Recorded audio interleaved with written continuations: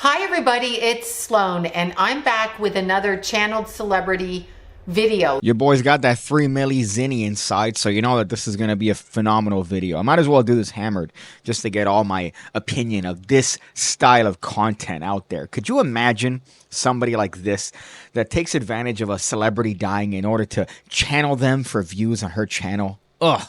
I came across this lady while looking for psychic content on YouTube, and this is an entire genre. She's not the only one. This is one of thousands of potential psychics that wait till a celebrity dies, maybe gives it a grace period of 6 months, and then goes on to channel them or to speak through them because they're dead. Now this is quite a genius way to approach psychic phenomena because the person can't speak for themselves. As a matter of fact, this video is 29 minutes of her just talking into a camera.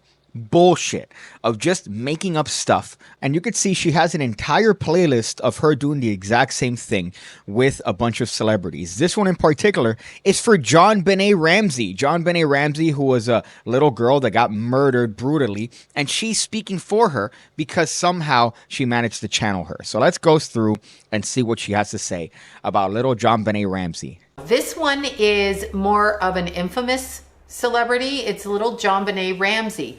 And in 1996, she was found dead. Now, at that time, I didn't have much interest in looking into it or thinking about it because I had small children and that's just not something I wanted to focus on. 1000%, that's because she couldn't monetize it. With YouTube now, it's very easy for her to just set up a camera. At least she has good quality when it comes to that particular endeavor. But she couldn't monetize it then, which is why she chose to talk about it now. It's kind of disgusting, to be honest. People like this that take advantage of grief and death and make up essentially lies about somebody that can't defend themselves. But as it got into the year of 2005, I was in the process of working at one of the networks on developing a psychic show. See what I mean? During the course of doing that, they brought up JonBenet Ramsey. And at that time, instead of doing video blogs, I was doing writing blogs on my website, and I had taken to automatically writing. Now, the way that I got the information was I asked her to come through and talk to me.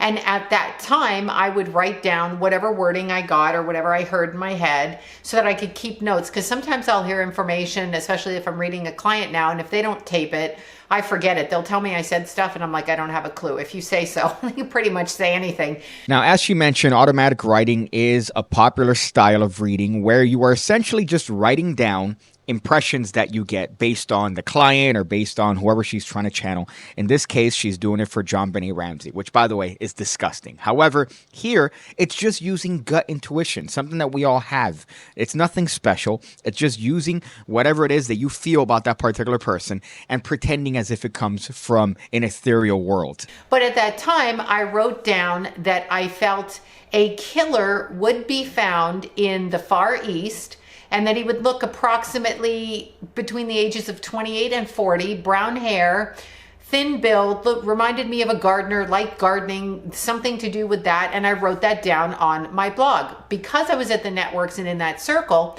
people were reading my blogs and I was invited to dinner one night. So anyway, the conversation was again turned to JonBenet Ramsey. And I was invited to do a segment on a show called The Insider, which I don't think is around anymore, at the same network. So I went in the next morning and they had just, this would be in 2006, so it was all that time. I had written about it in 2005, now we're jumping up to 2006. It had been when that John Mark Carr had confessed to killing JonBenet Ramsey. What I love about a channel like this, which has a very loyal and dedicated following, is that you have the power of hindsight with you. You have the ability to look back and go, see, that's what I meant. And you could reinterpret things that you may or may not have written down in a blog fucking now 25 years ago. God damn, time is really passing by. But you could reinterpret that based on the new information that has come out of the trial. You could, of course, enhance the positive and enhance the hits and then downplay the misses. Now, when I heard the confession on the news and they asked me to come and speak about it, I actually heard in my head that he wasn't the killer. And I said, but he's not the killer. And I kept saying it and they kept trying to get me to kind of twist it in a different way. And I'm like, no, he's really not the one that killed her. Like, he's, for some reason, bizarre, but he didn't kill her. You see what I mean? The power of hindsight. No, she of course knew. She's the one that knew. Everybody else was saying that this was the guy. And of course, because of her psychic intuition, she knew at the time. This is bullshit. Anyhow, the network or the show at the time decided in a meeting that probably that wasn't what they wanted to put out on air. So they reran old tape of another psychic going back to the 90s when they were predicting what happened to JonBenet, which had nothing to do with this man. And they would not run what I said on the segment, that it wasn't him. So you have to really watch when you watch the news, any kind of media, any kind of TV shows, that they're actually bringing in the correct person to speak correctly, because they have an agenda. They had an agenda to make it sensational that he was the killer, but he wasn't the killer. He's clearly crazy. Isn't this thick coming from a psychic to tell you to be skeptical about media? Isn't that great? Especially a woman like this that's so egotistical, that's very much implying that she was the one that knew everything and nobody listened to her. So much so that they even scrapped the entire episode that she was on because of her ramblings. Isn't that weird? Also very convenient, don't you think? Possibly could be a killer, and why you'd want to take credit for that, I don't know. But the fact was, I kept saying he's not the killer. So the fact was, he wasn't the killer, and I stated it, but that got cut on the chopping block and it never aired. Now jump ahead to just recently, and the focus on JonBenet Ramsey comes up again. So I thought, out of curiosity, I would try to see what information I could get about this little girl, who would be approximately 28 right now, I think. So I wanted to connect with her energy. So I was meditating 2 days ago and asking for her to come through. And I got this really interesting connection around the time I started seeing images that were coming to me about what happened. Gone are the days where psychics actually had to put effort into their readings and do them face to face, or have to do it in a crowd in a live situation. Here is the perfect method. All you do is record yourself, speak into a microphone, absolute garbage, just speculations based on nothing, maybe based on information that you've looked up of the case, but just yapping. I could do the exact same thing and paint it in whatever way I want. And of course, it's not going to get as much attention because she has to give it that psychic spin, that twist, to make it seem like she's actually more important than she actually is. My fucking goodness. So I started to focus on JonBenet Ramsey, and I wanted her to come through to me in any way that she could. Now, I will get images and impressions and ideas and sentences and thoughts. Yes, I could be crazy, or it could be coming from outside of me. It doesn't necessarily have to be coming from the person that I'm speaking to. It can be coming from energy around her, or energy tags that are still connected here. You also notice the introduction of made-up academia, or made-up terms and things that don't actually exist in actuality, like energy tags. It's always these ambiguous terms that could be interpreted depending on, I don't know, what she ate that morning, depending on whether or not she got into an argument with her significant other. But these are things that psychics like to latch onto because it makes it seem like it's scientific. It makes it seem like it's from some sort of scientific principle. Really, it's just made up garbage. The first thing I noticed is initially when she came through, I was looking at the 6-year-old girl that we know from all the photo clippings and all the media, except that she didn't have on any pageant outfit. She didn't have on any makeup. She was like a fresh-faced little girl with a few little freckles on her face, and she was playing a game of hide and seek with me. So it was like she was there, she wasn't. So I could catch a glimpse of her. And again, when I say I can catch a glimpse of somebody, the image pops into my head and pops out. Part of being a psychic medium is being able to grasp those very subtle images, and they don't always come through the way that you think that they would come through. Just a little hot tip here, Sloan, but if you're going to be on camera, especially when it's not going to change and you're not really moving around, you could just put that shit on manual focus. My goodness, the focus tracking on this. And this is coming from someone who's battled autofocus for many, many years. So you should take this piece of advice if you watch this video. But anyways, you see here that she talks about interpreting the information that she's given through whatever means she happens to be channeling it through. And this is just to further differentiate what you might have with gut intuition as a regular human being. It's different because she's a psychic medium, so she has to interpret this information differently because she's receiving different information, what she considers to be objective fact because she's picking up this information direct from the source. And we are under no obligation on the other side or this side to give any information to anybody just because you call them up and ask them to come through. but I thought I would give it a try. Little JonBenet came through. And we should be unbelievably thankful that she did. But with a very clean face, like a normal 6-year-old, like anybody's 6-year-old baby. And she came through like that, and I could really see her personality. She was a prankster. She was mischievous. She was curious. She liked to learn things. She was physical. She did all of these kinds of things. And then when I was looking at the image in my mind, suddenly I looked at a woman who had long, pale hair, pale light hair, and was very thin and actually taller than I expected. I figured out this was JonBenet in her adult form. And I know you're going to ask me, why is she in an adult form if she was murdered as a child? And let me explain this to you. From my experience, sometimes a person, a child, will leave this life early at a very young age, and they will continue to grow up on the other side. We do have life after this life. Does that mean there are ghost schools, and she had a ghost husband, and she had a ghost boyfriend, and she had a ghost friends that would talk shit about her because of her appearance? Does that all imply that there's a separate sort of ghost planet that these happen to reside in, and she grows and learns new information like any other normal adult would have? If so, you know, it's a matter of time till the IRS finds a way to charge these motherfuckers for dues that they haven't paid.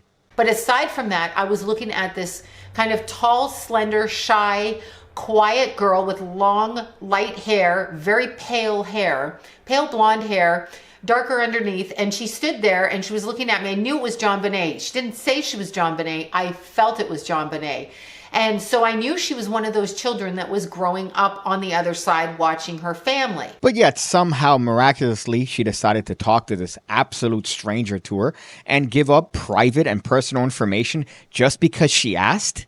And it's like she was talking to me. She was very introverted, so the energy was internal, extremely studious, actually reminded me of a librarian. She kept showing me images of a library and books and going through massive hallways of books and looking and reading and educating herself. Yeah, so this bitch definitely implies that there are ghost books. That's exactly what she's saying right now. And informing herself on things. And then she would flash back to her family, the family that she knew when she was here on this side, alive.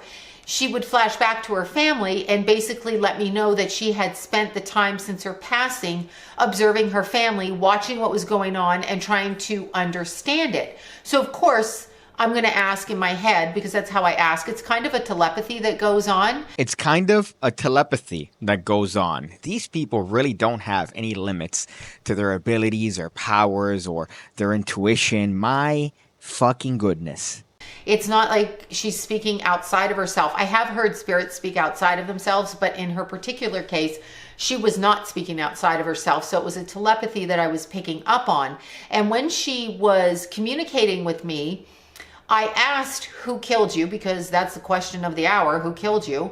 And it's been many years, but keep in mind, for some people who've crossed over, their time on the other side is like this, like a flash, whereas 70 years on this side is at times monotonous, boring. I want you to cite your sources, Sloan. I want you to tell me where it is that you're getting this information from, other than the inside of your probably bleached asshole. Stretched out in a big long thing. That was a nice piece of serendipity, wasn't it? Like, think when you're a kid and you're waiting to go back to school in the summer and time just stretches on, or you're not waiting to go back to school and time speeds up, whatever it is. JonBenet was not wanting to speak about who killed her. She directed my attention to the night before she passed. She showed me the Christmas party, and she showed me like a group of kids. There were lots of little kids there, and they were dressed very nicely. So it was, they all had on what you would say is your Sunday best, or shiny shoes, little pants with little ties for the boys and little dresses for the girls. Like, nobody was in jeans and flip-flops, typical California. I wonder how different this reading would have been had all this information not been public. If there weren't 17,000 documentaries about JonBenet Ramsey and what led up to the murder and the days before and the days after, I really wonder where she would be pulling this information from. Because you know it wouldn't be accurate. But now she's speaking as if this comes from the ethereal world when really it came from, I don't know, some fucking HBO documentary. And they were super excited to be at this party, and they were running around, and JonBenet was no different. She was not listening to her parents. She was not sitting in a corner. She was not shy. She was actually running around. Her brother was there as well, but he was off in a different circle of people or a different group of kids. She was with the little kids, and there was like 3 little boys around her, and there was her, and she's just showing me little kid fun. That's how it feels to me. She kind of glances at her brother and glances at her mother. And at that moment, I get the image of her mother on my left side and her brother on my right side as I'm looking at you. So it's coming through like this for me.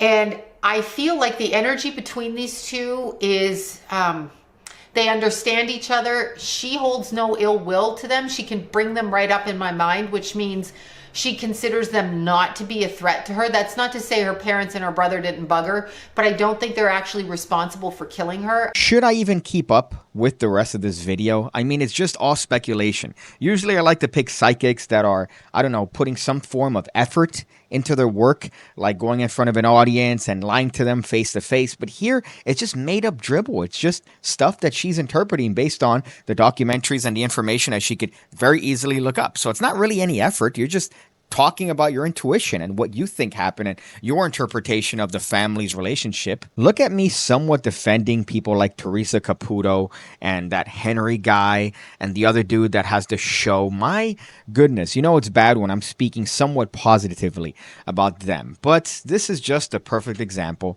of what it is when a person takes advantage of the grief of others. And in this case, she's doing it very indirectly because all she has to do is just set up a camera, talk into a microphone, and speculate. This is coming from no psychic power. This is just gut intuition. And again, even less gut intuition because of the amount of information we have presented with this particular case. So I've reached my breaking point. I've reached my limit of tolerance when it comes to somebody like this, especially ending it on a note like that, where she thinks that the parents weren't involved because of how strongly JonBenet Ramsey is channeling her parents and showing her, this random stranger, the image and the visage of her brother and her mother. My fucking goodness. In the words of Michelle Obama and Oprah, be better. Be better, Sloan. Be better. Be better. Be better. Be better. I see you again. When I see you again. When I see you again. When I see you again. When I see you again. When I see you again. When I see you again. When I see